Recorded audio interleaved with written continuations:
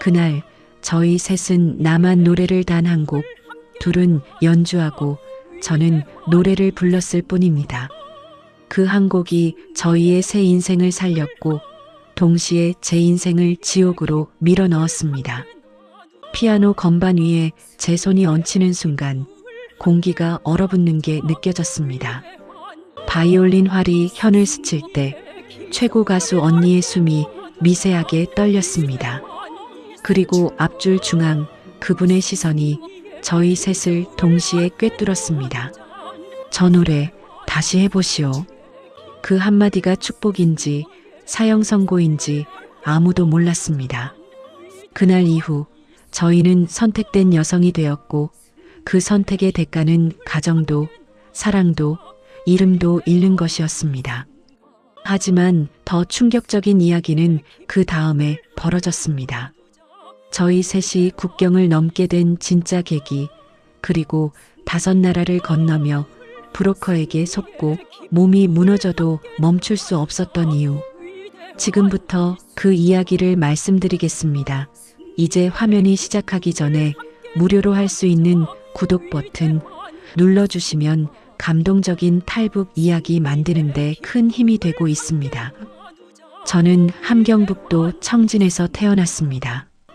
저는 평양음악대학을 수석으로 졸업한 28살 피아니스트였습니다. 제 옆에 있던 바이올린 언니는 31살 군 예술단 수석 바이올리니스트였고 가수 언니는 29살로 기쁨조 최고 성악수였습니다. 겉으로 보기엔 저희는 엘리트였습니다. 하지만 저희의 하루는 늘 감시와 평가로 시작됐습니다.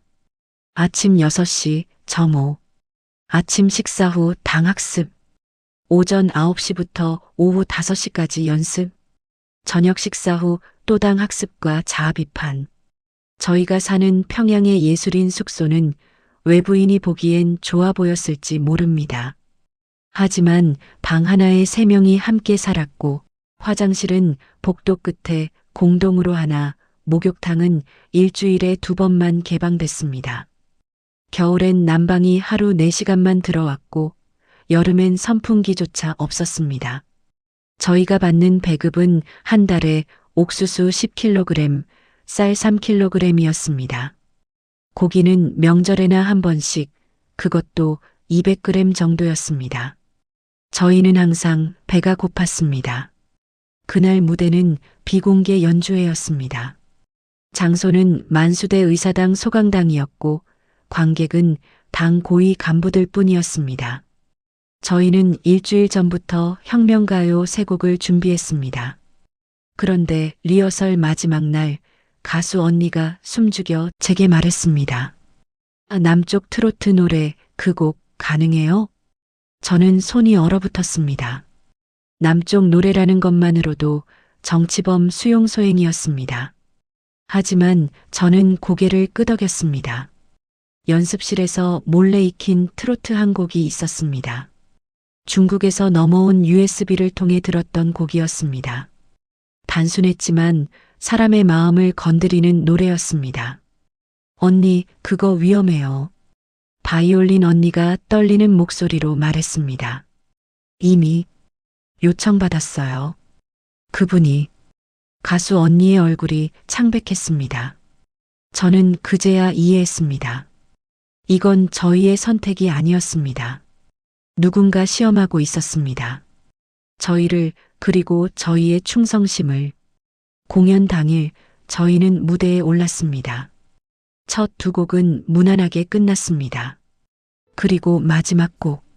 저는 피아노 앞에 앉았고 바이올린 언니는 활을 들었으며 가수 언니는 마이크 앞에 섰습니다. 제 손이 건반 위에 얹혔습니다. 첫 음을 칠 때 홀 전체의 공기가 달라졌습니다.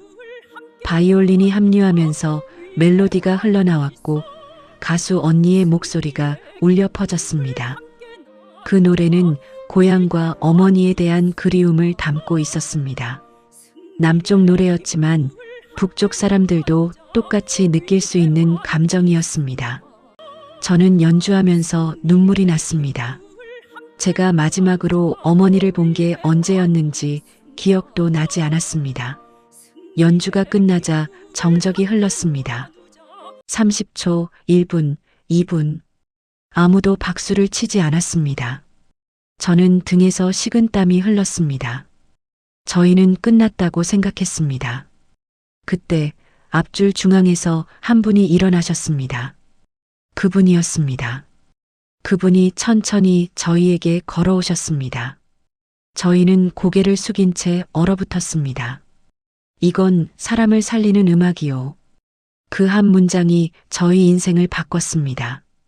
홀 전체에서 박수가 터져 나왔습니다. 저희는 무릎이 풀렸습니다. 공연 후 저희는 별도의 방으로 불려갔습니다.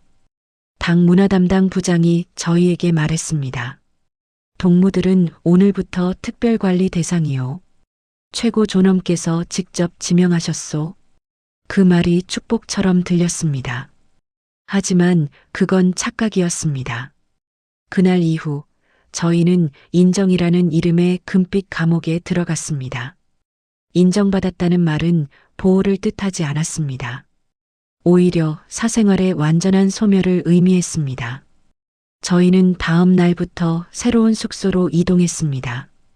평양 중심부의 고층 아파트 15층이었습니다. 방은 2개였고 화장실과 부엌이 딸려 있었습니다. 외부인이 보기엔 특혜처럼 보였을 겁니다. 하지만 현관문에는 자물쇠가 없었습니다. 정확히 말하면 안에서 잠글 수 없는 자물쇠였습니다. 창문에는 철창이 쳐져 있었고 전화기는 없었습니다. 텔레비전은 있었지만 채널은 하나뿐이었습니다. 매일 아침 7시 담당 지도원이 방문했습니다. 점호와 건강 체크였습니다. 저희가 어디 있는지, 누구와 만났는지, 무엇을 했는지 보고해야 했습니다. 저녁 9시에도 똑같은 점검이 있었습니다. 식사는 배달됐습니다. 아침은 옥수수밥과 김치, 점심은 쌀밥과 된장국 그리고 반찬 한두 가지, 저녁도 비슷했습니다. 고기는 일주일에 한 번 나왔습니다. 저희는 감사해야 했습니다. 바깥 사람들은 그것도 못 먹고 있었으니까요. 연습은 더 강도 높게 진행됐습니다. 하루 12시간 쉬는 날 없이 계속됐습니다. 새로운 레퍼토리를 끊임없이 익혀야 했고 완벽함을 요구받았습니다. 실수는 용납되지 않았습니다. 한 달 후 결혼 이야기가 나왔습니다. 당 간부가 직접 중매를 서겠다는 것이었습니다. 저희는 선택권이 없었습니다. 바이올린 언니에게 먼저 중매가 들어왔습니다. 상대는 40대 중반의 당 간부였습니다. 언니는 31살이었습니다. 첫 만남에서 그 남자는 언니의 손을 만졌고 언니는 움츠러들었습니다. 동무, 영광으로 생각해야 하오. 담당 지도원이 말했습니다. 언니는 그날 밤 방에 돌아와서 울었습니다. 저와 가수 언니는 어떻게 위로해야 할지 몰랐습니다. 저희도 곧 똑같은 상황에 처할 거라는 걸 알고 있었습니다. 2주일 후 언니는 거부 의사를 밝혔습니다. 담당 지도원은 화를 냈습니다. 동무가 지금 누구 은혜를 저버리는 거요? 동무 가족이 어떻게 될지 생각해 봤소? 그날 이후 언니의 가족에게 압박이 들어갔습니다. 언니의 부모님이 평양에서 쫓겨날 수도 있다는 소문이 돌았습니다. 언니는 결국 굴복했습니다. 저와 가수 언니에게도 중매가 들어왔습니다. 저의 상대는 군 장교였고 가수 언니의 상대는 당 선전부 간부였습니다. 저희는 거부할 수 없었습니다. 하지만 저희는 시간을 끌기로 했습니다. 아직 준비가 안 됐습니다. 중요한 공연이 앞두고 있어서요. 저희는 핑계를 댔습니다. 다행히 실제로 큰 공연이 예정되어 있었습니다. 최고 존엄 생일 기념 공연이었습니다. 저희는 그 준비로 바쁘다는 이유로 결혼 이야기를 미뤘습니다. 하지만 남자 문제는 그것만이 아니었습니다. 연습실, 공연장, 심지어 숙소 복도에서도 저희는 위험했습니다. 어느 날 저녁 저는 연습실에 혼자 남아 있었습니다. 다른 언니들은 먼저 들어갔고 저는 피아노 연습을 마무리하고 있었습니다. 그때 한 남자 간부가 들어왔습니다. 아직도 연습 중이요? 저는 고개를 숙이고 대답했습니다. 네, 곧 끝냅니다. 그 남자는 제 옆으로 다가왔습니다. 너무 가까이 다가왔습니다. 저는 건반에서 손을 떼고 일어서려 했습니다. 앉아 있으시오. 한 곡만 더 들어봅시다. 저는 어쩔 수 없이 다시 앉았습니다. 손이 떨렸습니다. 연주를 시작했지만 실수가 나왔습니다. 그 남자는 제 어깨에 손을 얹었습니다. 긴장하지 마시오. 편하게. 저는 온몸이 굳었습니다. 그때 문이 열렸습니다. 바이올린 언니였습니다. 피아니스트 동무, 지도원 동무가 찾으십니다. 거짓말이었습니다. 하지만 저는 재빨리 일어나 언니를 따라 나왔습니다. 복도에서 언니가 제 손을 잡았습니다. 절대 혼자 남지 마. 알았지? 저는 고개를 끄덕였습니다. 그날 이후 저희는 규칙을 만들었습니다. 혼자 다니지 않기, 눈을 마주치지 않기, 웃지 않기, 말을 최소화하기. 하지만 가장 힘든 건 그런 일상적인 위협이 아니었습니다. 진짜 지옥은 따로 있었습니다. 공연이 끝난 후 회식 자리가 있었습니다. 저희는 참석해야 했습니다. 술이 나왔고 간부들은 저희에게 술을 권했습니다. 저희는 거절할 수 없었습니다. 예술인 동무들, 오늘 공연 수고했소. 한 잔씩 받으시오. 저희는 술잔을 받았습니다. 한 잔, 두 잔, 세 잔. 어지러웠습니다. 가수 언니의 얼굴이 빨개졌고 바이올린 언니는 비틀거렸습니다. 한 간부가 가수 언니의 허리를 감쌌습니다. 노래 한 곡만 더 불러주시오. 언니는 그 손을 떼어내려 했지만 힘이 없었습니다. 저는 재빨리 언니 옆으로 갔습니다. 언니가 컨디션이 안 좋아요. 제가 대신 노래 부르겠습니다. 저는 그 자리에서 노래를 불렀습니다. 목소리가 떨렸지만 계속 불렀습니다. 그리고 바이올린 언니가 연주로 합류했습니다. 저희는 그렇게 서로를 지켰습니다. 하지만 매번 지킬 수는 없었습니다. 바이올린 언니는 결혼했고 그 결혼 생활은 지옥이었습니다. 남편은 언니를 때렸습니다. 술을 마시고 돌아와서는 이유 없이 폭력을 휘둘렀습니다. 동무가 뭘 잘났다고 예술인이란 말이오? 집안일이나 제대로 해. 언니는 멍투성이가 됐습니다. 저희는 언니를 보며 울었습니다. 하지만 이혼은 불가능했습니다. 당이 맺어준 결혼을 끊는다는 건 배신이었습니다. 어느 날 밤 언니가 저희에게 조용히 말했습니다. 나 이대로는 못 살아. 죽을 것 같아. 저희는 언니를 안아줬습니다. 그리고 그날 밤 저희는 처음으로 진지하게 이야기를 나눴습니다. 탈출에 대해서. 결정적인 순간은 공연장이 아니라 병실에서 왔습니다.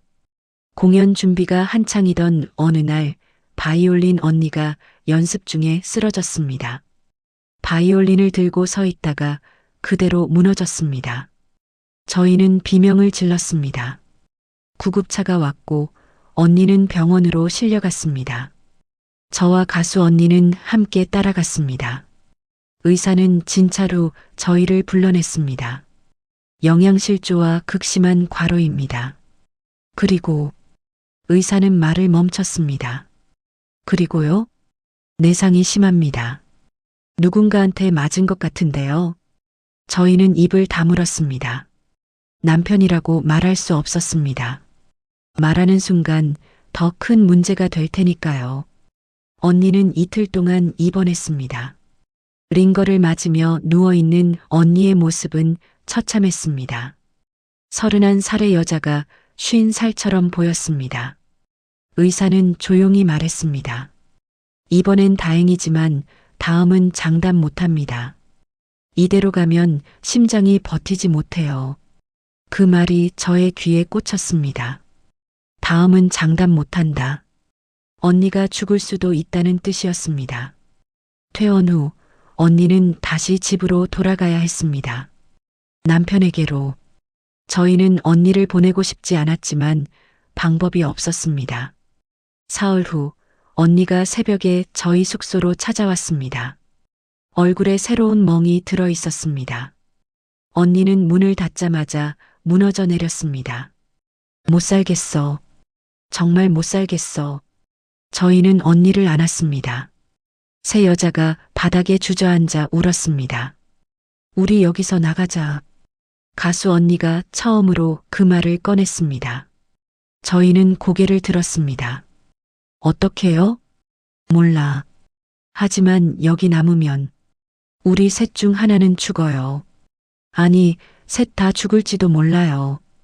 그 말이 사실이었습니다.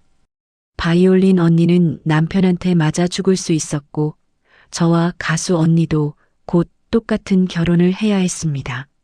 아니면 거부했다가 정치범 수용소로 갈 수도 있었습니다.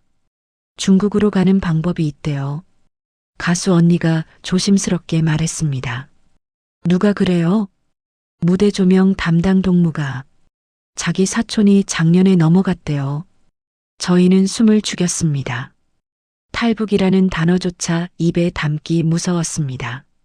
하지만 저희에게 다른 선택지가 있었을까요? 그날 밤 저희는 계획을 세우기 시작했습니다. 조명 담당 동무를 통해 브로커 연락처를 구했습니다. 1인당 3,000달러였습니다. 저희는 돈이 없었습니다. 공연료를 모아요. 그리고 제 결혼 예물로 받았던 금반지. 바이올린 언니가 말했습니다. 그거 팔면 얼마나 나와요? 1,000달러 정도는 될 거예요. 저희는 6개월 동안 돈을 모았습니다. 공연료, 상금, 심지어 배급을 팔아서라도 돈을 만들었습니다. 배가 고팠지만 참았습니다. 자유가 더 중요했습니다. 그 사이 저희에게 또 다른 위기가 찾아왔습니다. 제가 중매받은 군 장교가 결혼 날짜를 확정하려 했습니다. 이번 달 안으로 정하겠소. 저는 패닉에 빠졌습니다. 시간이 없었습니다. 저희는 계획을 앞당기기로 했습니다. 브로커와의 첫 연락은 긴장됐습니다. 암호처럼 주고받는 대화였습니다. 꽃이 피었습니까? 네, 새송이 피었습니다. 언제 꺾을 겁니까? 보름달이 뜨는 날입니다. 다음 보름달은 2주일 후였습니다. 저희는 준비를 시작했습니다. 짐은 최소한으로 꾸렸습니다. 옷 2벌, 신분증, 그리고 돈. 사진은 가져갈 수 없었습니다. 흔적을 남기면 안 됐습니다. 출발 전날 밤 저는 마지막으로 피아노를 쳤습니다. 연습실에 혼자 들어가 그날 연주했던 트로트를 다시 연주했습니다. 눈물이 났습니다. 이게 마지막 일지도 모른다는 생각에 가수 언니는 거울 앞에서 노래를 불렀습니다. 목소리를 최대한 작게 해서 마지막 노래였습니다. 바이올린 언니는 바이올린을 안고 있었습니다. 가져갈 수 없었습니다. 너무 눈에 띄었습니다. 언니는 바이올린에 입맞춤을 했습니다. 미안해. 너를 두고 가게 돼서. 저희는 그날 밤 한숨도 자지 못했습니다. 새벽 4시 저희는 숙소를 나왔습니다. 공식적으로는 이른 아침 연습 일정이 있다고 보고했습니다. 담당 지도원은 의심하지 않았습니다. 저희는 모범적인 예술인이었으니까요. 가방 하나씩만 들고 나왔습니다. 옷 2벌, 신분증, 그리고 6개월 동안 모은 돈 9,000달러. 저희의 전 재산이었습니다. 작별 인사도 할 수 없었습니다. 부모님께, 친구들에게 그냥 사라지는 거였습니다. 브로커가 지정한 장소는 평양 외곽의 한 창고였습니다. 저희는 택시를 타고 갔습니다. 운전기사에게는 친척 집에 간다고 말했습니다. 택시 안에서 저는 뒤를 계속 돌아봤습니다. 누가 따라오는 건 아닐까? 신고한 사람이 있는 건 아닐까? 창고에 도착하자 한 남자가 기다리고 있었습니다. 40대 중반으로 보이는 험상궂은 얼굴의 남자였습니다. 담배를 피우며 저희를 위아래로 훑어봤습니다. 셋이요? 여자들만? 그 말투에서 불쾌함이 느껴졌습니다. 저희는 고개를 끄덕였습니다. 돈은? 저희는 준비한 돈을 건넸습니다. 9,000달러. 남자는 돈을 세어보더니 허리춤에 집어넣었습니다. 영수증도 확인도 없었습니다. 규칙이 있어요. 첫째, 절대 소리 내지 마요. 둘째, 내 말만 들어요. 셋째, 걸리면 나 모르는 사람이에요. 알겠어요? 저희는 고개를 끄덕였습니다. 남자는 트럭을 가리켰습니다. 저기 타요. 움직이지도 마요. 걸리면 다 죽어요. 저희는 트럭 짐칸에 올랐습니다. 안에는 이미 5명이 더 있었습니다. 남자 2, 여자 3. 모두 20대에서 30대로 보였습니다. 좁았습니다. 8명이 들어갈 공간이 아니었습니다. 한 여자가 저희를 보더니 조용히 말했습니다. 처음이에요? 저희는 고개를 끄덕였습니다. 조심하세요. 중국 가면 쉽지 않아요. 그 말이 무슨 뜻인지 그때는 몰랐습니다. 트럭 문이 닫혔습니다. 칠흑 같은 어둠이었습니다. 아무것도 보이지 않았습니다. 옆 사람의 숨소리만 들렸습니다. 트럭이 출발했습니다. 울퉁불퉁한 길을 달렸습니다. 몸이 좌우로 흔들렸고 머리가 트럭 벽에 부딪혔습니다. 시간 감각이 없어졌습니다.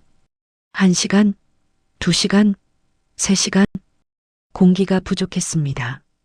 8명이 숨쉬기엔 산소가 부족했습니다. 누군가 헐떡거리기 시작했습니다. 가수 언니였습니다. 숨이 안 쉬어져요. 저는 언니의 손을 잡았습니다. 천천히 쉬어요. 천천히. 하지만 저도 숨이 차올랐습니다. 가슴이 답답했습니다. 이대로 질식하는 건 아닐까? 한 여자가 트럭 벽을 두드렸습니다. 저기요. 공기가 안 들어와요. 문 좀 열어줘요. 하지만 트럭은 멈추지 않았습니다. 여자는 계속 두드렸습니다. 그러다 울음을 터뜨렸습니다. 제발, 제발이요. 바이올린 언니가 그 여자를 안아줬습니다. 조용히 해요. 우리 다 같이 죽어요. 갑자기 트럭이 멈췄습니다. 심장이 멎는 것 같았습니다. 밖에서 소리가 들렸습니다. 검문이요. 문 여시오. 국경 초소였습니다. 저희는 숨을 죽였습니다. 옆 사람의 떨림이 느껴졌습니다. 누군가 흐느끼는 소리가 났지만 입을 틀어막았습니다. 어디 가는 길이요? 회령까지 짐 배송입니다. 뒤를 확인하겠소. 발소리가 가까워졌습니다. 저는 바이올린 언니의 손을 꽉 잡았습니다. 가수 언니는 제 다른 손을 잡았습니다. 셋이 서로를 꽉 붙잡고 있었습니다. 문이 열릴 것 같았습니다. 그때 운전기사의 목소리가 들렸습니다. 동무, 이거 좀 보시오. 뭔가 건네는 소리가 났습니다. 돈이었을 겁니다. 침묵이 흘렀습니다. 10초, 20초, 30초. 영원처럼 느껴졌습니다. 가시오. 트럭이 다시 출발했습니다. 저희는 그제야 숨을 내쉬었습니다. 하지만 이건 시작에 불과했습니다.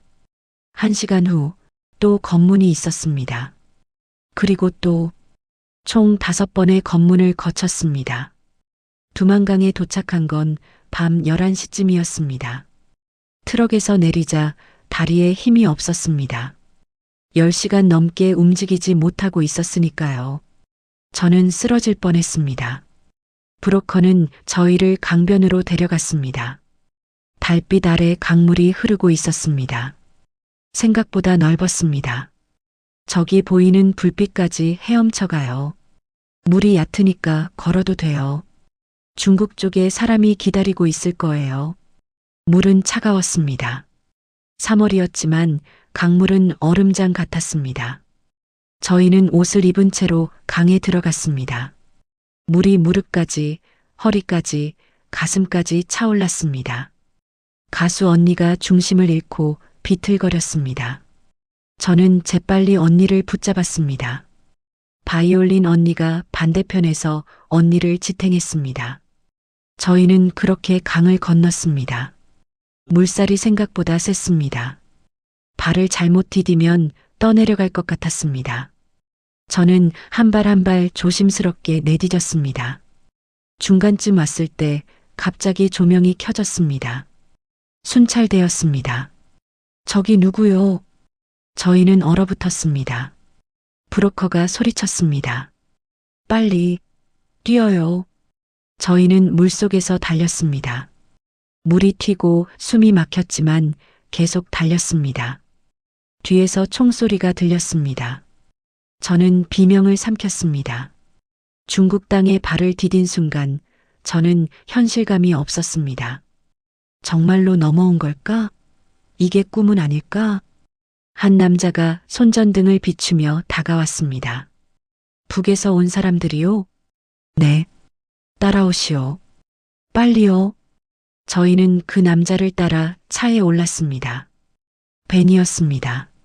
안에는 또 다른 사람들이 타고 있었습니다. 모두 탈북자들이었습니다. 차가 출발하자 저는 온몸이 떨렸습니다. 추위 때문이었는지 긴장 때문이었는지 알 수 없었습니다. 옷이 다 젖어 있었고 이가 딱딱 부딪혔습니다. 3시간을 달려 도착한 곳은 한 농가였습니다. 조선족 집이었습니다. 주인 아주머니가 저희를 맞았습니다. 들어와요. 씻고 옷 갈아입어요. 밥도 줄게요. 저희는 욕실에서 따뜻한 물로 씻었습니다. 3월의 강물에 얼어붙었던 몸이 녹았습니다. 저는 샤워실 바닥에 주저앉아 울었습니다. 살았구나. 진짜 살아서 넘어왔구나. 마른 옷을 입고 나오자 식탁에 음식이 차려져 있었습니다. 쌀밥과 김치찌개, 계란찜, 그리고 고기까지. 저희는 6개월 만에 제대로 된 밥을 먹었습니다. 눈물이 났습니다. 이렇게 배불리 먹어본 게 얼마만인지. 하지만 안심할 수 없었습니다. 다음 날 아침 새로운 브로커가 나타났습니다. 40대 초반의 조선족 남자였습니다. 웃는 얼굴이었지만 눈빛은 차가봤습니다. 여러분을 한국까지 안전하게 보내드리겠습니다. 하지만 추가 비용이 필요해요. 추가 비용이요? 이미 다 냈는데요. 그건 국경까지만입니다. 중국에서 한국까지는 별도예요. 1인당 5,000달러. 저희는 멍했습니다. 5,000달러씩 총 15,000달러. 저희에겐 돈이 한 푼도 없었습니다. 돈이 없는데요. 그럼 일하면서 갚으세요. 제가 일자리 소개해 드릴게요. 좋은 데예요. 월급도 괜찮고요. 바이올린 언니가 물었습니다. 어떤 일인데요? 식당이요. 조선족 식당. 거기서 일하면서 빚 갚으면 돼요. 1년이면 다 갚을 수 있어요. 이게 함정이었습니다. 저희는 그때 몰랐습니다. 1년이 아니라 10년이 걸려도 갚을 수 없는 빚이라는 걸. 저희는 길림성의 한 식당으로 보내졌습니다. 조선족이 운영하는 냉면집이었습니다. 주인은 50대 남자였습니다. 저희가 탈북자라는 걸 알고 있었습니다. 여기서 일해요. 하루 14시간, 일주일에 하루 쉬어요. 월급은 한 달에 500위안. 그 중에서 400위안은 브로커 빚 갚는 거고 100위안은 숙소비랑 식비예요. 저는 계산해 봤습니다. 5,000달러는 약 3만 위안. 한 달에 400위안씩 갚으면 75개월, 6년 3개월이 걸렸습니다. 그럼 우리 손에 남는 게 없잖아요. 그게 싫으면 공안에 신고할까요? 탈북자 신고하면 포상금 받는다던데요. 저희는 입을 다물 수밖에 없었습니다. 공안에 잡히면 북한으로 송환됩니다. 그건 죽음을 의미했습니다. 저희는 식당에서 일을 시작했습니다. 아침 6시에 일어나 식당 청소, 아침 식사 준비, 손님 맞이, 설거지, 점심 준비, 서빙, 설거지, 저녁 준비, 서빙, 설거지, 마지막 청소, 밤 10시까지 쉴 틈이 없었습니다. 손은 금방 부르트고 갈라졌습니다. 피아노를 치던 제 손, 바이올린을 켜던 언니의 손, 마이크를 잡던 가수 언니의 손이 모두 상처투성이가 됐습니다. 손톱 밑으로 피가 맺혔고 손가락 마디마디가 부어올랐습니다. 어느 날 저는 설거지를 하다가 손을 베었습니다. 깊게 베어서 피가 많이 났습니다. 저는 물로 씻고 휴지를 감았습니다. 반창고도 없었습니다. 일 계속해요. 손님 기다려요. 주인이 소리쳤습니다. 저는 피가 나는 손으로 설거지를 계속했습니다. 물이 상처에 스며들어 따가웠지만 참았습니다. 밤에 숙소로 돌아왔을 때 손이 부어올라 있었습니다. 바이올린 언니가 걱정스러운 얼굴로 제 손을 봤습니다. 병원 가야 해요. 돈이 없어요. 그래도 괜찮아요. 며칠 지나면 나을 거예요. 하지만 나을 리가 없었습니다. 이틀 후 손이 굼기 시작했습니다. 빨갛게 부어올랐고 고름이 잡혔습니다. 열이 났습니다. 저는 결국 병원에 갔습니다. 의사는 소독하고 항생제를 처방했습니다. 비용은 300위안. 저희가 3개월 동안 모을 수 있는 돈이었습니다. 한 달, 2달, 석 달이 지났습니다. 저희는 빚을 갚을 수 없다는 걸 깨달았습니다. 게다가 주인은 계속 추가 비용을 청구했습니다. 이번 달 전기세가 많이 나왔어요. 1인당 100위안씩 내야 해요. 지난주에 설거지하다 접시 깨뜨렸죠? 그것도 변상해야 해요. 숙소 수리비도 내야 하고요. 빚은 줄어들지 않고 오히려 늘어났습니다. 저희는 함정에 빠진 걸 깨달았습니다. 더 끔찍한 건 식당 주인의 태도였습니다. 밤늦게 혼자 남으면 주인이 다가왔습니다. 힘들지? 내가 도와줄까? 손이 제 어깨에 얹혔습니다. 저는 몸을 피했습니다. 괜찮습니다. 왜 그래? 내가 너희 먹여주고 재워주는데 고마워할 줄 알아야지. 빚도 탕감해 줄 수 있어요. 저는 식당을 나와 숙소로 뛰어갔습니다. 숙소는 식당 위층의 작은 방이었습니다. 3명이 함께 쓰는 4평 정도의 공간이었습니다. 창문도 작고 환기도 안 됐습니다. 그날 밤 저는 언니들에게 말했습니다. 여기서 나가야 해요. 이러다 정말 끝나요. 어떡해요? 돈도 없고 나가면 공안한테 잡혀요. 몰라요. 하지만 방법을 찾아야 해요. 이대로는 안 돼요. 저희는 몰래 계획을 세웠습니다. 식당에서 돈을 모으는 게 불가능하다면 다른 일을 찾아야 했습니다. 한 손님이 힌트를 줬습니다. 50대 조선족 아주머니였습니다. 저희가 설거지하는 걸 보더니 조용히 말을 걸었습니다. 얘들아, 여기서 뭐하니? 너희 같은 애들이 여기서 일할 애들이 아닌데. 저는 아무 대답도 못했습니다. 탈북자지? 나도 알아.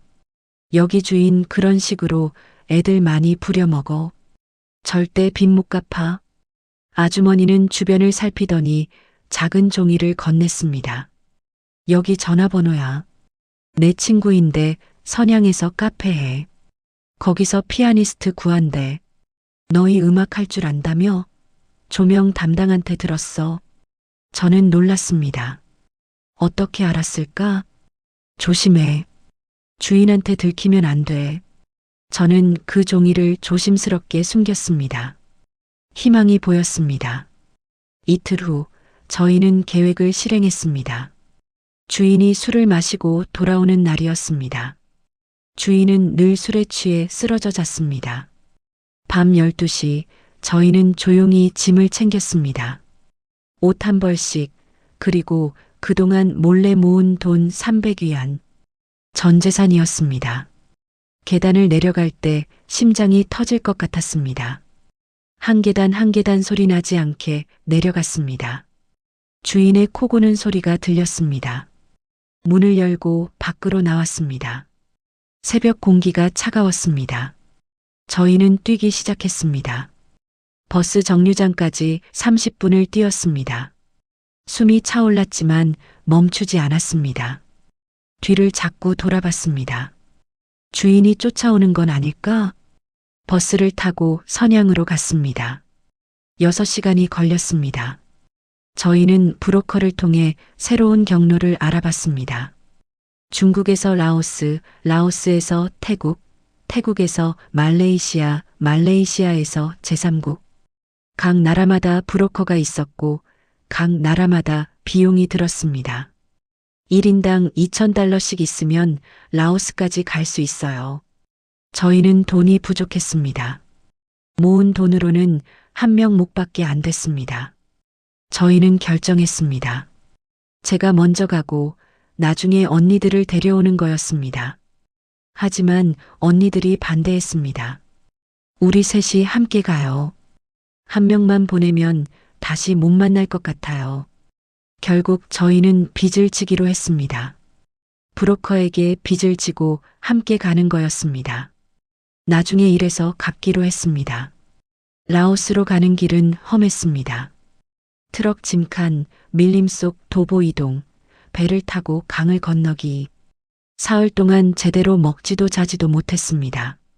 라오스에 도착했을 때 저희는 반쯤 죽어 있었습니다. 하지만 쉴 틈이 없었습니다. 바로 다음 날부터 일을 해야 했습니다. 라오스의 한 식품 공장이었습니다. 새우 가공 공장이었습니다. 하루 14시간 동안 새우 껍질을 벗기고 내장을 제거하는 일이었습니다. 손은 다시 망가졌습니다. 새우 껍질에 베이고 차가운 물에 불고 소독약에 짓물렀습니다. 피아노를 치던 손이 아니었습니다. 저는 밤마다 손을 보며 울었습니다. 이 손으로 다시 피아노를 칠 수 있을까? 아니, 다시 살아서 한국에 갈 수는 있을까? 석 달 후, 저희는 태국으로 넘어갔습니다. 이번엔 육로가 아니라 배였습니다. 미립국 선박이었습니다. 배 안은 지옥이었습니다. 50명이 넘는 사람들이 작은 화물선에 실렸습니다. 화장실도 없었고 환기도 안 됐습니다. 사람들은 토하고 아프고 울었습니다. 이틀간의 항해 끝에 태국 남부 해안에 도착했습니다. 저희는 방콕으로 이동했습니다. 그리고 거기서 새로운 일을 찾아야 했습니다. 태국에서 저희는 다시 음악으로 돌아갔습니다. 한 호텔에서 로비 연주팀을 구한다는 소식을 들었습니다. 저희는 지원했습니다. 당신들 어디서 왔어요? 한국에서 왔습니다. 거짓말이었습니다. 하지만 한국인이라고 하면 일을 구하기 쉬웠습니다. 저희는 합격했습니다. 저는 피아노, 바이올린, 언니는 바이올린, 가수 언니는 노래. 저희는 석 달 동안 그 호텔에서 연주했습니다. 돈을 모았습니다. 브로커 빚을 갚고도 돈이 남았습니다. 처음으로 희망이 보였습니다. 하지만 문제가 생겼습니다. 호텔 매니저가 저희에게 관심을 보이기 시작했습니다. 오늘 저녁에 손님 접대 좀 해줄 수 있어요? 저희는 연주만 하기로 했는데요. 그래요? 그럼 계약 연장은 어렵겠네요. 협박이었습니다. 저희는 거절했습니다. 그리고 다음 날 해고됐습니다. 저희는 다시 일자리를 찾아야 했습니다. 이번엔 레스토랑이었습니다. 야간 영업을 하는 고급 레스토랑이었습니다. 저희는 밤 10시부터 새벽 2시까지 연주했습니다. 손님들은 대부분 취객들이었습니다. 술에 취한 남자들이 저희에게 다가와 말을 걸었습니다. 같이 한잔해요. 저희는 연주만 합니다. 얼마면 돼요? 저희는 무시하고 연주를 계속했습니다. 하지만 어느 날 밤 한 취객이 가수 언니의 팔을 잡았습니다. 내가 말하는데 왜 무시해? 언니는 팔을 빼려 했지만 남자의 힘이 셌습니다. 저는 재빨리 일어나 그 사이에 끼어들었습니다. 손님, 저희는 일하는 중입니다. 방해하지 마세요. 남자는 화를 냈습니다. 저를 밀쳤습니다. 저는 피아노 앞에 넘어졌습니다. 손목이 삐끗했습니다. 레스토랑 주인이 달려왔습니다. 하지만 주인은 저희가 아니라 손님 편을 들었습니다. 손님한테 왜 그래요? 사과해요. 저희는 분했습니다. 하지만 어쩔 수 없었습니다. 저희는 불법 체류자였습니다. 경찰에 신고하면 저희가 잡혀갑니다. 그날 이후 저는 손목 통증에 시달렸습니다. 피아노를 칠 때마다 아팠습니다. 하지만 병원에 갈 수 없었습니다. 돈도 없었고 신분도 없었습니다. 저는 진통제를 먹으며 버텼습니다. 하루에 6알, 8알씩 먹었습니다. 그래도 아팠습니다. 석 달 후 저희는 말레이시아로 넘어갔습니다. 태국에서 더 이상 버틸 수 없었습니다. 단속이 심해졌고 브로커가 새로운 경로를 제시했습니다. 말레이시아에서 일하면서 한국 대사관에 난민 신청할 수 있어요. 거기가 마지막 단계예요. 저희는 말레이시아행 비행기를 탔습니다. 물론 가짜 여권이었습니다. 브로커가 만들어준 위조 여권이었습니다. 공항 입국 심사가 가장 무서웠습니다. 입국 심사관이 제 여권을 보더니 저를 쳐다봤습니다. 사진과 실물이 달라 보였던 모양입니다. 여행 목적이 뭐예요? 관광입니다. 혼자예요? 아니요, 친구들이랑 같이 왔어요. 심사관은 한참을 저를 보더니 여권에 도장을 찍었습니다. 저는 그제야 숨을 내쉬었습니다. 말레이시아에서 저희는 쿠알라룸푸르의 한 카페에서 일했습니다. 한국인이 운영하는 카페였습니다. 주인은 저희가 탈북자라는 걸 알고 있었습니다. 여기서 6개월만 일해요.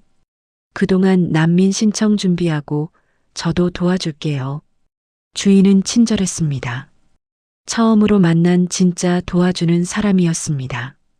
저희는 낮에는 카페에서 일하고 밤에는 난민 신청 서류를 준비했습니다. 제 이야기, 저희의 탈북 과정, 왜 한국으로 가야 하는지 모든 걸 써내려갔습니다. 하지만 그 사이 제 몸이 무너지기 시작했습니다. 어느 날 아침 저는 일어날 수 없었습니다. 몸이 움직이지 않았습니다. 열이 40도까지 올랐고 온몸이 떨렸습니다. 가수 언니가 제 이마를 짚었습니다. 병원 가야 해요. 안 돼요. 돈은 나중에 생각해요. 지금 안 가면 죽어요. 저는 병원에 실려갔습니다. 의사는 진찰 후 심각한 표정을 지었습니다. 폐혈증 초기 단계입니다. 며칠만 늦었으면 위험했어요. 입원해야 합니다. 입원비는 2,000링깃, 한국 돈으로 약 60만 원이었습니다. 저희가 2달 동안 모은 돈 전부였습니다. 언니들은 망설이지 않았습니다. 치료받아요. 돈은 우리가 더 벌면 돼요. 저는 일주일간 입원했습니다. 링거를 맞고 항생제를 투여받았습니다. 천천히 회복됐습니다. 하지만 퇴원 후에도 몸이 예전 같지 않았습니다. 쉽게 지쳤고 피아노를 2시간만 쳐도 손목이 아팠습니다.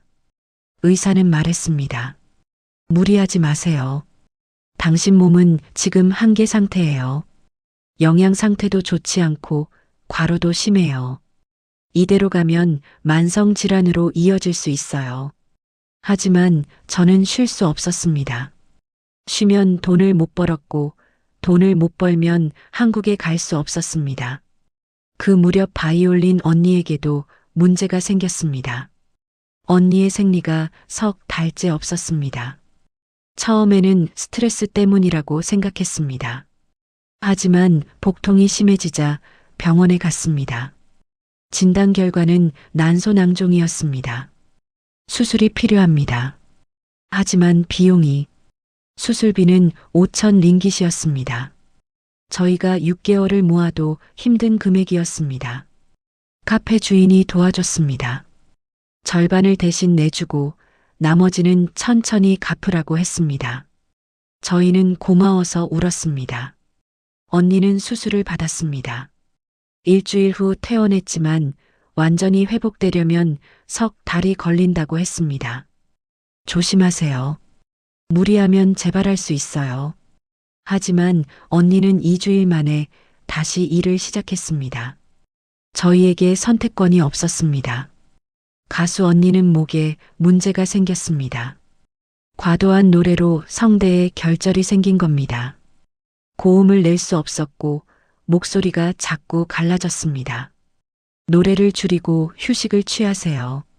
하지만 언니는 계속 노래했습니다. 저희 셋 다 만신창이었습니다. 어느 날 밤 저희는 숙소에 앉아 서로를 봤습니다. 셋 다 20대 후반에서 30대 초반이었지만 마치 40대처럼 보였습니다. 가수 언니가 조용히 말했습니다. 우리 살아서 한국 갈 수 있을까요? 저는 대답할 수 없었습니다. 솔직히 자신이 없었습니다. 하지만 바이올린 언니가 말했습니다. 가야죠. 여기까지 왔는데 우리 여기서 포기하면 안 돼요. 그 말이 저희에게 힘이 됐습니다. 네, 여기까지 왔습니다.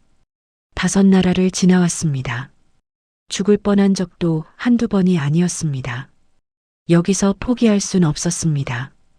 6개월 후 드디어 난민 신청이 승인됐습니다. 저희는 한국행 비행기 표를 받았습니다. 티켓을 받은 날 저희는 숙소에서 밤새 울었습니다. 기쁨의 눈물이었습니다. 드디어 갈 수 있었습니다. 하지만 동시에 두려웠습니다. 한국에 가면 뭘 해야 할까? 저희는 이제 음악을 할 수 있을까? 저희의 몸은 너무 망가졌습니다. 출발 전날 밤 카페 주인이 저희를 불렀습니다. 선물이에요. 주인은 봉투 하나를 건넸습니다. 안에는 돈과 편지가 들어 있었습니다. 여러분은 강한 사람들이에요. 어떤 상황에서도 포기하지 않았죠. 한국 가서도 그 강함을 잃지 마세요. 응원할게요. 저희는 울면서 주인에게 고맙다고 말했습니다. 이 여정에서 만난 유일한 천사였습니다. 정말로 한국에 가는 거였습니다. 3년 반 만에 5나라를 거쳐서 마침내 옆자리에 앉은 바이올린 언니가 제 손을 잡았습니다. 언니의 손도 떨리고 있었습니다. 가수 언니는 창밖을 보며 눈물을 흘렸습니다. 비행기가 이륙했습니다. 말레이시아가 점점 작아졌습니다. 저 아래 어딘가에 저희의 고통과 눈물이 남아 있었습니다. 6시간의 비행이었습니다. 저는 한숨도 자지 못했습니다. 계속 생각했습니다. 한국은 어떤 곳일까? 저희를 받아줄까? 저희는 다시 음악을 할 수 있을까? 기내식이 나왔습니다. 비빔밥이었습니다. 저는 첫 숟가락을 뜨고 울음이 터졌습니다. 고추장 맛, 참기름 향기, 그리고 밥. 3년 반 만에 먹는 진짜 한국 음식이었습니다. 승무원이 걱정스럽게 물었습니다. 괜찮으세요? 저는 고개를 끄덕이며 대답했습니다. 네, 괜찮아요. 그냥 너무 맛있어서요. 승무원은 이해한다는 듯 미소를 지었습니다. 아마 저희 같은 사람을 많이 봤을 겁니다. 인천공항에 도착한 건 저녁 6시였습니다. 비행기에서 내려 입국장으로 걸어갈 때 저는 현실감이 없었습니다. 정말 한국 땅을 밟고 있는 건가? 입국 심사대 앞에 섰습니다. 탈북자 전용 창구였습니다. 심사관이 저희 서류를 보더니 물었습니다. 북한에서 오신 분들이죠? 네. 힘드셨겠어요. 이제 안전합니다. 환영합니다. 그 한마디에 저희는 무너졌습니다. 거기 서서 셋이 다 울었습니다. 사람들이 쳐다봤지만 신경 쓰지 않았습니다. 저희는 살아서 여기까지 왔습니다. 입국장을 나오자 통일부 직원이 기다리고 있었습니다. 환영합니다. 이제부터 제가 안내해 드리겠습니다. 저희는 차를 타고 하나원으로 이동했습니다. 하나원은 탈북자 정착 교육시설이었습니다. 거기서 석 달 동안 한국 생활에 필요한 교육을 받았습니다. 첫날 밤 저희에게 주어진 방은 깨끗했습니다. 침대가 있고 책상이 있고 화장실이 달려 있었습니다. 따뜻한 물이 나왔고 전기가 24시간 들어왔습니다. 저는 샤워를 했습니다. 따뜻한 물이 몸을 타고 흘렀습니다. 3년 반 동안의 때가 씻겨 내려가는 것 같았습니다. 저는 샤워실에서 한참을 울었습니다. 식당에서 제공되는 음식은 풍부했습니다. 쌀밥, 국, 반찬 5가지, 그리고 과일까지. 저희는 매 끼니를 남김없이 먹었습니다. 너무 많이 먹어서 배탈이 날 정도였습니다. 하나원에서의 교육은 생각보다 어려웠습니다. 한국어는 같은 듯 달랐고 사회 시스템은 완전히 낯설었습니다. 은행, 병원, 대중교통, 스마트폰 사용법, 모든 게 새로웠습니다. 하지만 가장 힘든 건 심리적인 부분이었습니다. 상담 시간에 상담사가 물었습니다. 탈북 과정에서 가장 힘들었던 순간이 언제였나요?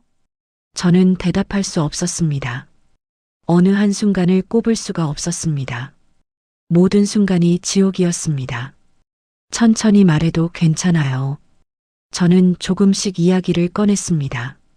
북한에서의 삶, 탈북 과정, 5나라에서 겪은 일들, 브로커들에게 당한 일, 몸이 아팠던 순간들.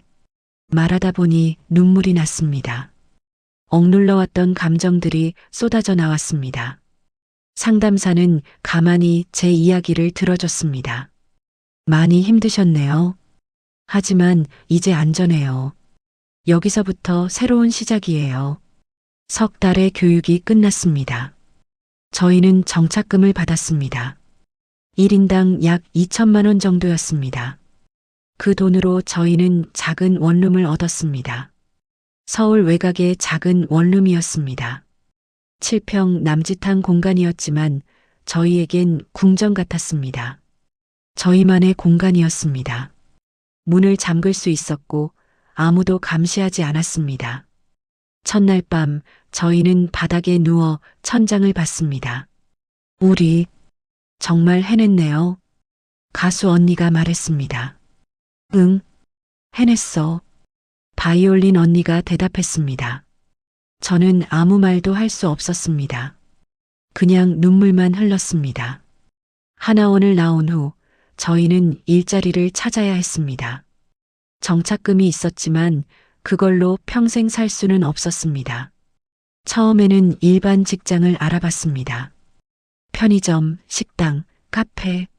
하지만 면접에서 계속 떨어졌습니다. 경력이 없네요. 탈북자시죠? 적응이 힘들지 않을까요? 다른 분으로 하겠습니다. 거절 이유는 다양했지만 결국 같은 말이었습니다. 저희를 원하지 않는다는 것. 한 달이 지났습니다. 저희는 점점 지쳐갔습니다. 북한을 탈출하고 5나라를 거쳐 여기까지 왔는데 일자리 하나 구할 수 없다는 게 답답했습니다. 어느 날 가수 언니가 말했습니다. 우리 다시 음악해볼까요? 저는 제 손을 봤습니다. 상처투성이었고 손목은 여전히 아팠습니다. 할 수 있을까요? 해봐야죠. 우리가 할 수 있는 건 음악밖에 없잖아요. 저희는 중고 악기를 샀습니다. 피아노는 살 수 없어서 전자 키보드를 샀습니다. 바이올린은 20만 원짜리 중고를 샀습니다. 마이크는 10,000원짜리를 샀습니다. 저희는 다시 연습을 시작했습니다. 처음에는 손이 제대로 움직이지 않았습니다. 3년 반 동안 제대로 된 연습을 못했으니까요. 하지만 조금씩 감각이 돌아왔습니다. 손가락이 건반을 기억했고, 활이 현을 기억했고, 목소리가 음을 기억했습니다. 한 달 후, 저희는 홍대 거리 공연을 시작했습니다. 길거리 공연이었습니다. 버스킹이라고 했습니다. 첫 공연 날 저희는 떨렸습니다. 사람들이 저희를 볼까? 저희 음악을 들어줄까? 저는 키보드 앞에 앉았습니다. 바이올린 언니는 바이올린을 들었습니다. 가수 언니는 마이크를 잡았습니다. 그리고 저희는 그 노래를 연주했습니다. 북한에서 처음 연주했던 그 트로트를 사람들이 모여들었습니다. 하나 둘씩 점점 더 많이. 저희 앞에 10여 명이 모였습니다. 노래가 끝나자 박수가 터졌습니다. 누군가 돈을 넣어줬습니다. 1,000원, 5,000원, 10,000원. 저희는 계속 연주했습니다. 2시간 동안 쉬지 않고 연주했습니다. 그날 저희가 번 돈은 8만 원이었습니다. 많은 돈은 아니었지만 의미가 컸습니다. 저희가 음악으로 번 첫 돈이었습니다. 한국에서 자유로운 땅에서 저희 의지로 번 돈이었습니다. 그날 밤 저희는 그 돈으로 삼겹살을 사 먹었습니다. 3년 반 만에 먹는 삼겹살이었습니다. 맛있었습니다. 눈물이 날 만큼 맛있었습니다. 언니들, 우리 계속 음악해요. 힘들어도 어려워도 계속해요. 저는 말했습니다. 언니들이 고개를 끄덕였습니다. 버스킹을 시작한 지 석 달이 지났습니다. 저희는 매주 토요일과 일요일 홍대와 신촌에서 공연했습니다. 조금씩 팬들이 생겼습니다. 저번 주에도 봤어요. 너무 좋아요. 어디서 오신 분들이에요? 사람들이 물었습니다. 저희는 처음엔 대답을 피했습니다. 탈북자라고 말하면 이상하게 볼까봐 두려웠습니다. 하지만 어느 날 한 할머니가 저희에게 다가왔습니다. 아가들, 북에서 왔구나. 저희는 깜짝 놀랐습니다. 어떻게 아세요? 노래에서 느껴진다. 그 그리움, 그 아픔이. 할머니도 북에서 왔단다. 6.25 때 할머니는 저희 손을 잡았습니다. 힘들었지? 많이 힘들었지. 그래도 잘 살아줘서 고맙다. 우리 노래 지켜줘서 고맙다. 할머니는 10만 원을 넣어주고 가셨습니다. 저희는 그 자리에서 울었습니다. 그날 이후 저희는 솔직해지기로 했습니다. 공연 중간에 저희 이야기를 조금씩 했습니다. 저희는 북한에서 온 예술인입니다. 3년 반 전에 탈북했고 5나라를 거쳐 여기까지 왔습니다. 사람들은 조용히 들었습니다. 음악이 저희를 살렸습니다. 가장 힘들 때도 음악이 있어서 버틸 수 있었습니다. 그래서 저희는 계속 음악을 하고 싶습니다. 박수가 터졌습니다.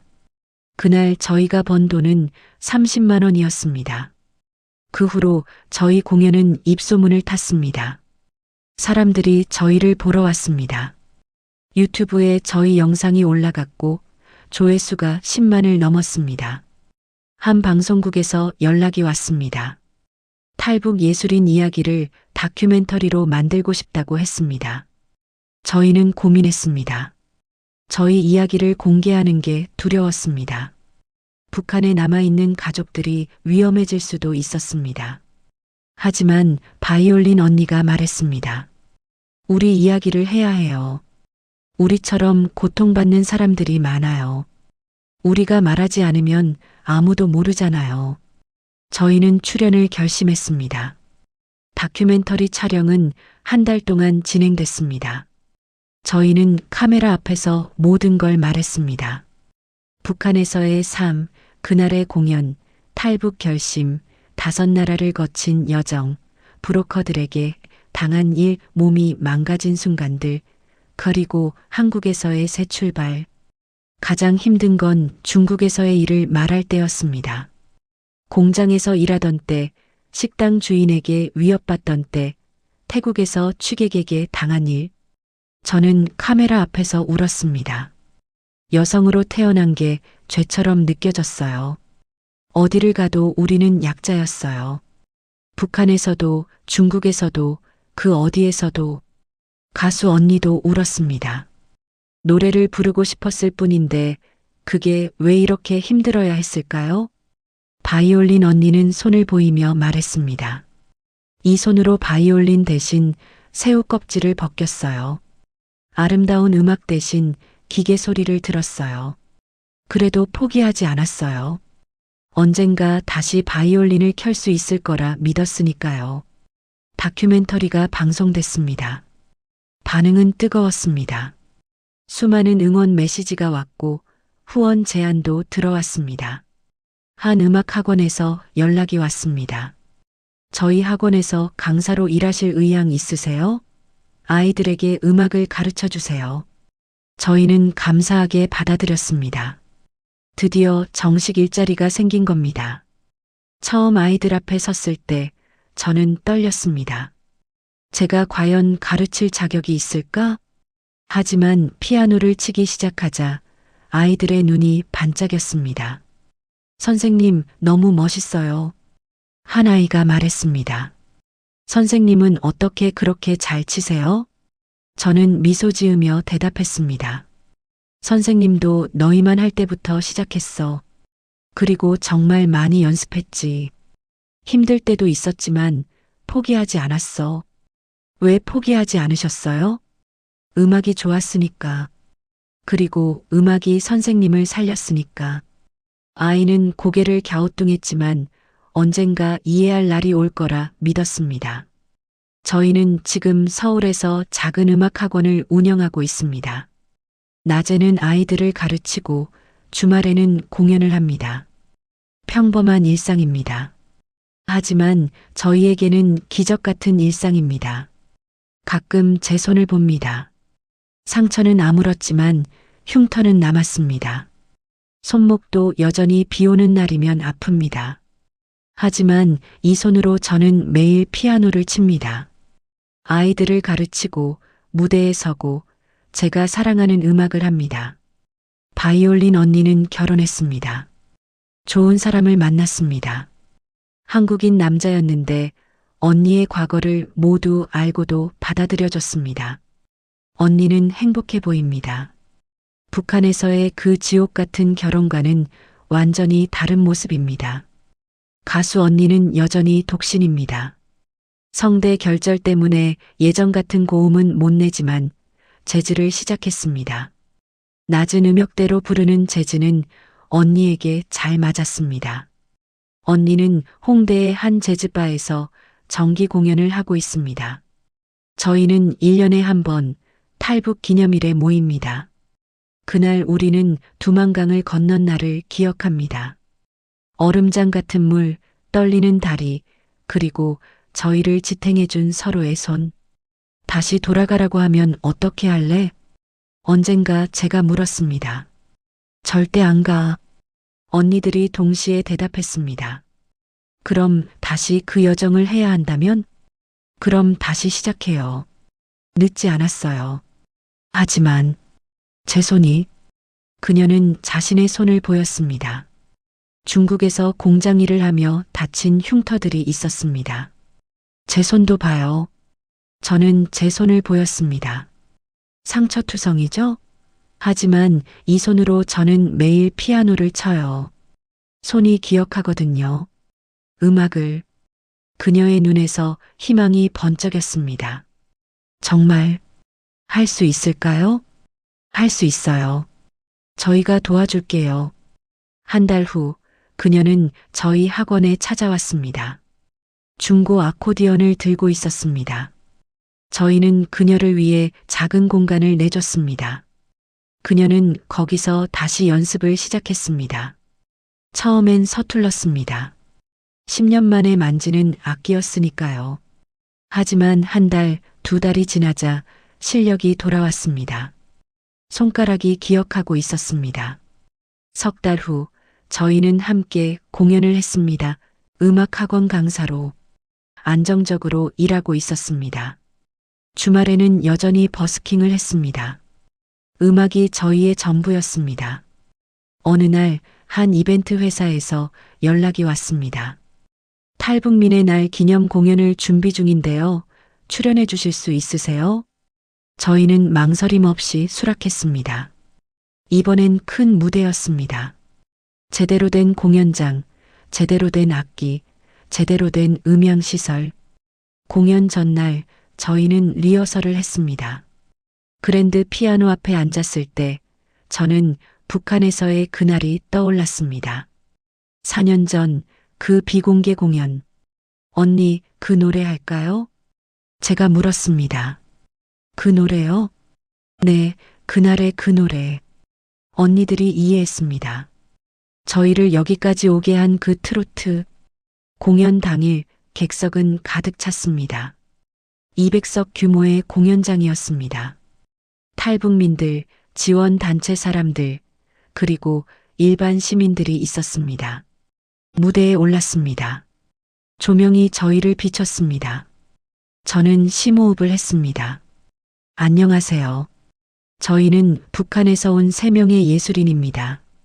제가 마이크에 대고 말했습니다. 4년 전 저희는 북한의 한 무대에서 나만의 노래를 한 곡 연주했습니다. 그 한 곡이 저희 인생을 바꿨습니다. 인정을 받았지만 동시에 감옥에 갇혔습니다. 그래서 저희는 탈출을 결심했습니다. 객석이 조용해졌습니다. 5나라를 거쳤습니다.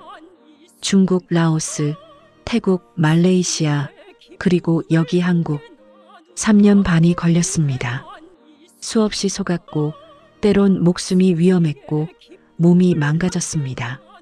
하지만 저희는 포기하지 않았습니다. 저는 피아노를 가리켰습니다.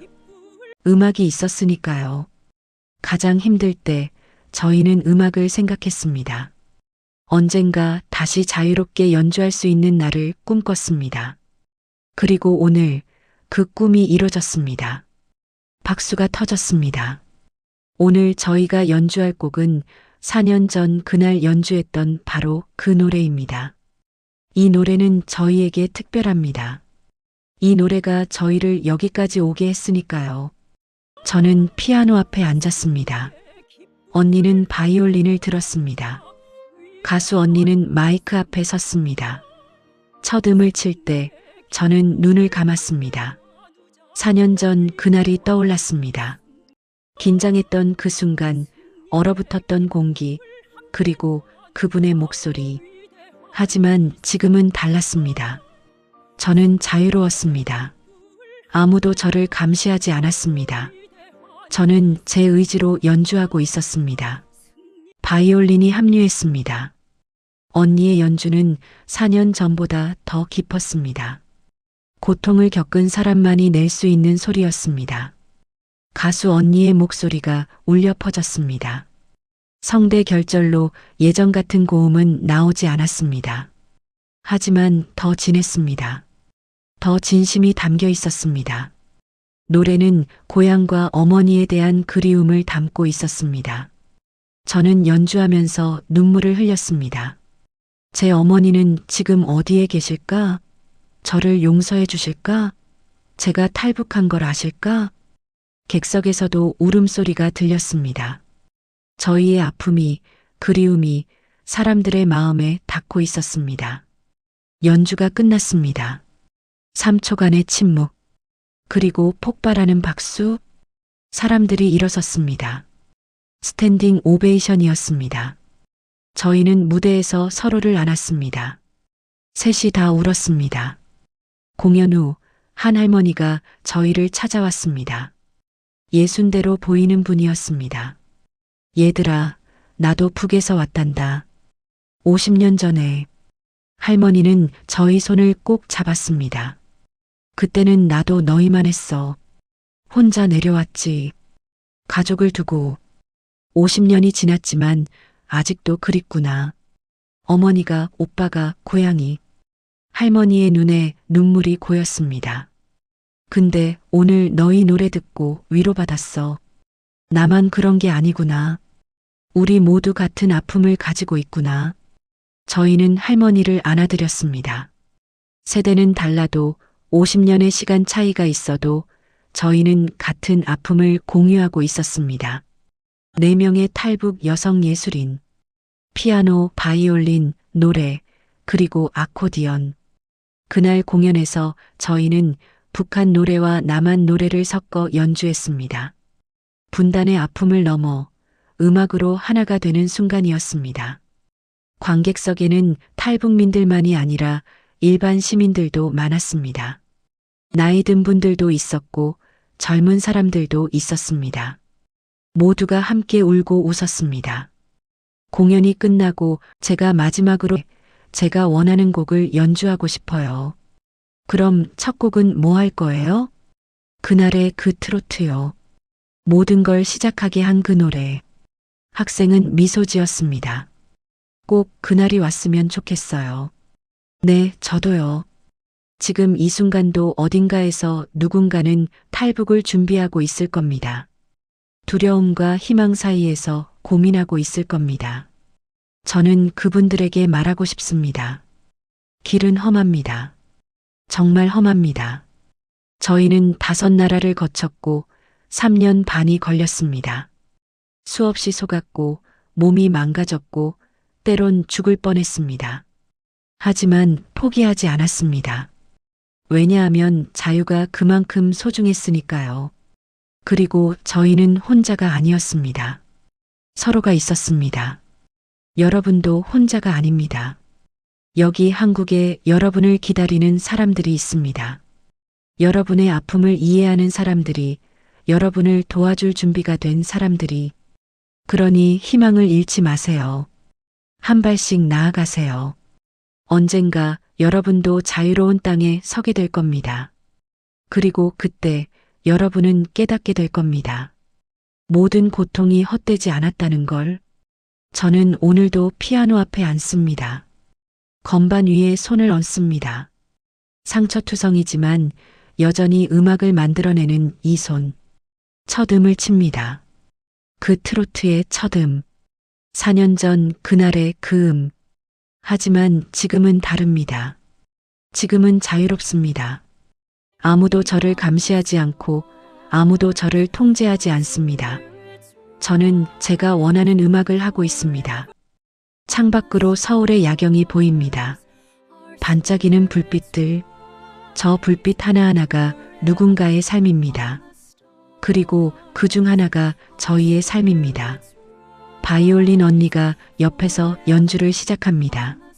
가수 언니가 노래를 부릅니다.